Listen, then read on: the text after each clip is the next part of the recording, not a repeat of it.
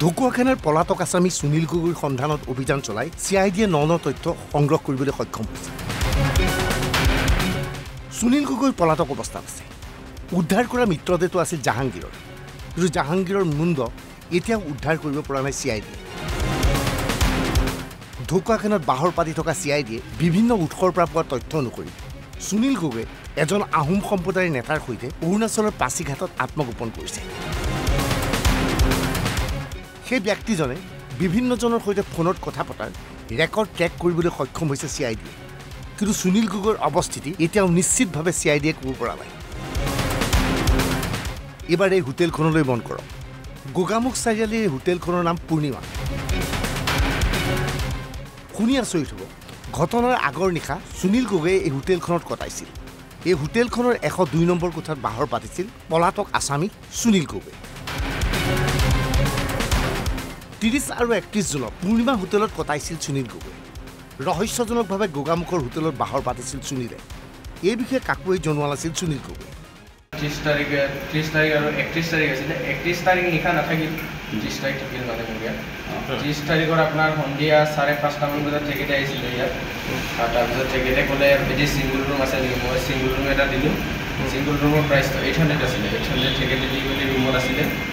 মই তলত নামি মই যেতিয়া সন্ধিয়া সময়ৰ পিছত মানে মই চাইছোঁ তেখেতে মানে ওলাই গ'ল বাহিৰলৈ। বাহিৰৰ পৰা গেটটো লক হৈ আছে। তাৰপিছত মই আপোনাৰ ভাত খাব গুচি গ'লোঁ 8:30 বজাত।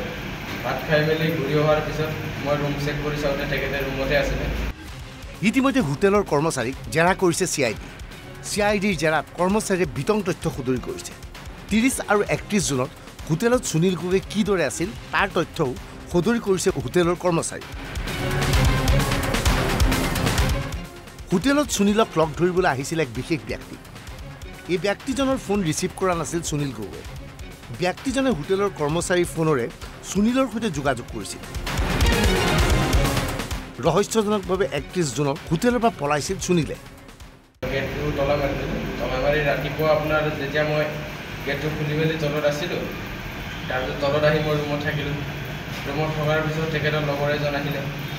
লগৰ এজন এনেই আবেলি বা 1-2 তেনেকুৱা সময়ত আহিছে। একচুৱেলি শুনা নাই এতিয়া।